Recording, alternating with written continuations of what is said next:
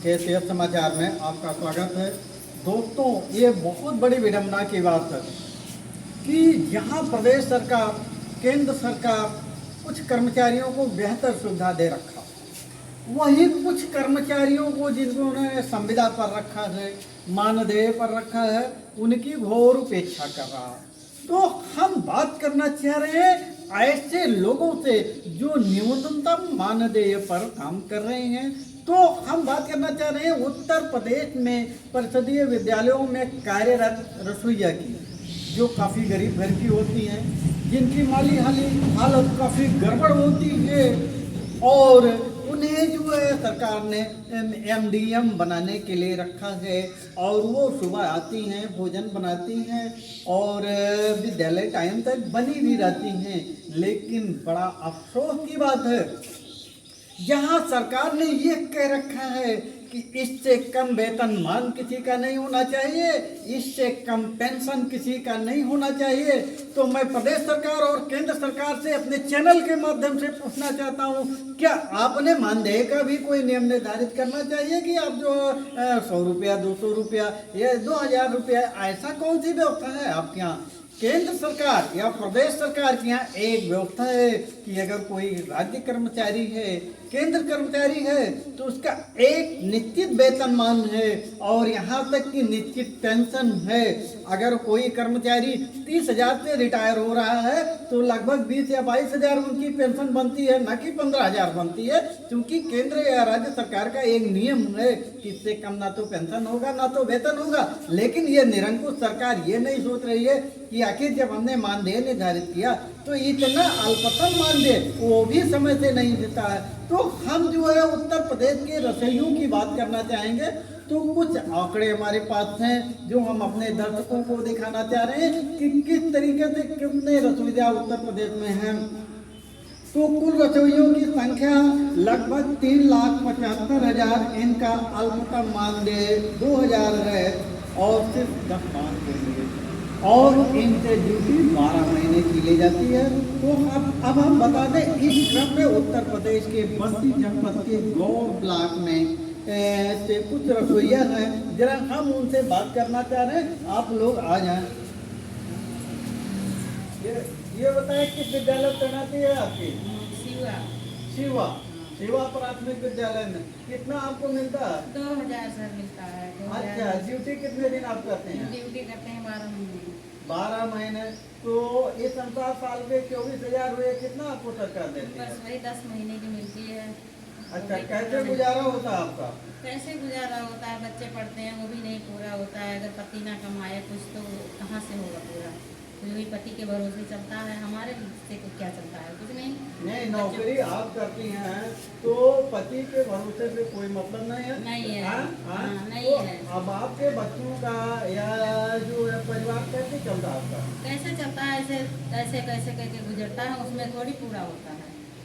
अच्छा, नहीं पूरा होता है सर उसमें हम लोग। तो सरकार से आप क्या कहना चाहेंगे? हम कहना चाहेंगे कि हमको वेतन कम से कम 10,000 रुपये मिले सर। अच्छा, बहुत अच्छी बात है। हाँ। और कुछ रसोइया हमारे सामने है, आप आ जाए। क्या नाम है आपका? शीला देवी। अच्छा, कहाँ तैनाती है आपकी? शिवा स्कूल। शिवा स्कूल पर।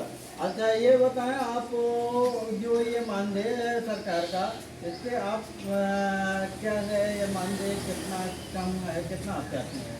10,000 करते हैं। 10,000 चाहती हैं। अच्छा, ये सरकार जो है आपसे कितने दिन ड्यूटी लेती है? 12 महीने तो हो जाता है। अच्छा, 12 महीने लेती है, लेकिन 10 महीने का क्यों देती है? अब हम लोग कैसे जान पाएंगे? आप देते हैं तो। अच्छा, तो आपको क्या लगता है सरकार आपके साथ क्या कर रही है? अन्याय कर रहे हैं और क्या कर रहे हैं? पूर तो होता नहीं है, कहीं इधर उधर से दूर करना पड़ता है खर्चा। अच्छा, कितने समय तक आप विद्यालय रहते हैं? अब कभी 2 बज जाता है, कभी 2:30 बजे चल जाए, कहीं 12 बजे चल जाते हैं। अच्छा, जैसा जो है हाँ। पानी, हाँ, देर लेट हो जाए ये सब। और कुछ लोग और हैं हमारे साथ, और हम ये बताएं आप किस विद्यालय तैनाती है आपकी? हम पूर्व माध्यमिक विद्यालय शिवा से बोल रही हूँ और हमारा 12 महीने की ड्यूटी भी लेते हैं और 10 महीने का पैसा देते हैं मई में 20 दिन का काम करवाते हैं, उसका पैसा नहीं देते हैं।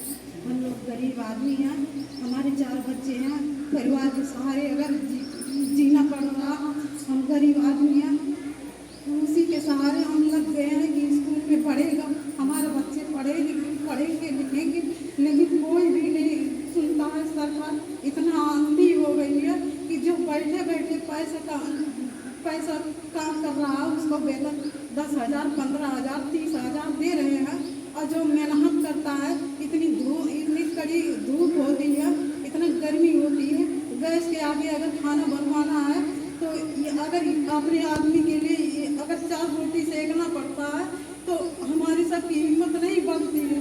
और सारे बच्चे के लिए अपने बच्चे समझ के सभी को खाना बनवा के इतना सारा खाना बनवाना पड़ता है। बताओ हम लोग कैसे जिएंगे? आप बच्चे अगर 10 रुपया मांगते हैं तो हम लोग पैसा नहीं दे पाते हैं। बताओ हम लोग का कैसे जिंदगी बीतेगा? कभी तो जी उबलता है कि हम छोड़ दें नौकरी, हम नौकरी नहीं करेंगे। अगर हम मजदूरी करेंगे तो मजदूरी 300 रुपया है, 350 रुपया, लेकिन कहीं और हम करेंगे। लेकिन हम सोचते हैं कि एक बार सरकार हमको धोखा दे रही है।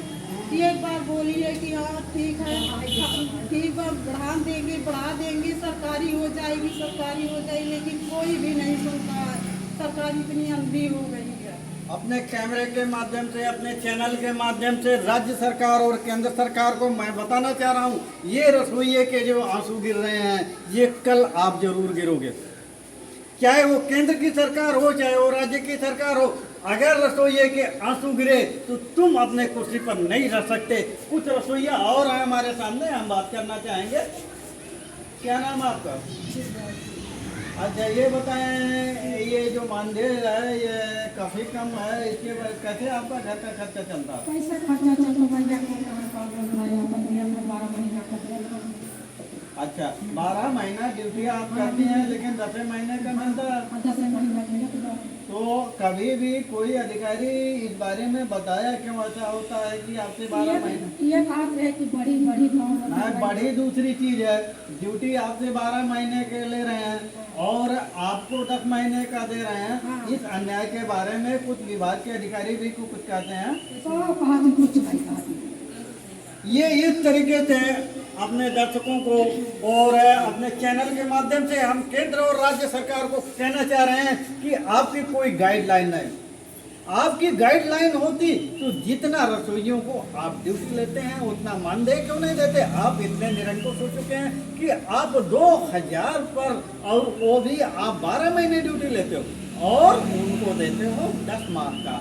तो इस संबंध में हम इस संस्था के प्रमुख श्री विजय चौधरी जी से बात करना चाहेंगे कि क्या पहल हो रही है शासन से रसोइयों के बारे में। तो सर जी नमस्कार, जरा आपको आ जाए और ये बताएं, आपको रसोइया आप लोगों के अंडर में एमडीएम बनाते हैं और काफ़ी टेस्टफुल एमडीएम बनाते हैं, लेकिन ये बेचारी पढ़ी लिखी नहीं है। सरकार यहाँ एक निश्चित दिए गए कि हम इतना जो है इससे कम किसी का वेतन मान नहीं देते हैं, इतना हम पेंशन नहीं देते हैं।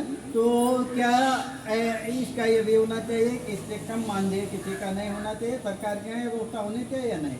नहीं होनी चाहिए। सरकार के पास ऐसी व्यवस्था है।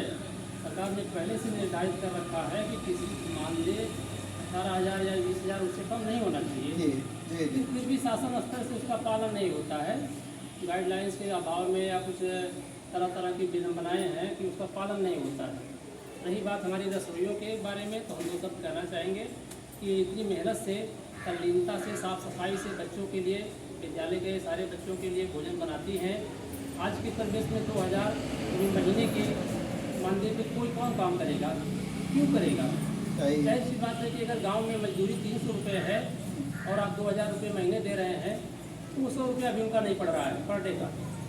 लेकिन फिर भी आपकी संस्था से, हमारे विद्यालय से वो जुड़े हैं, तो उनको थोड़ा मान सम्मान की भी अपनी प्रतिष्ठा कि हम एग्जाम में जुड़े हुए हैं।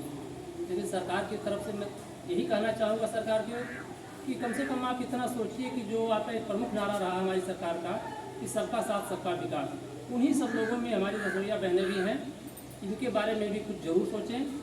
कम से कम इनका मानदेय, एक न्यूनतम मानदेय 10,000 निर्धारित करें, जिससे इनकी जीविका चले, इनके भी बच्चे पढ़ लिख सकें और एक मान सम्मान के जीवन जी सकें।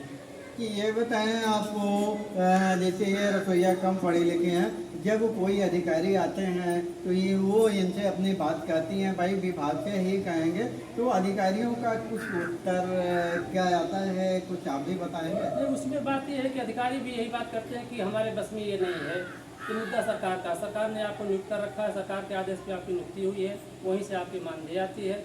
तो कुल मिलाकर के इसमें काम सरकार को करना है।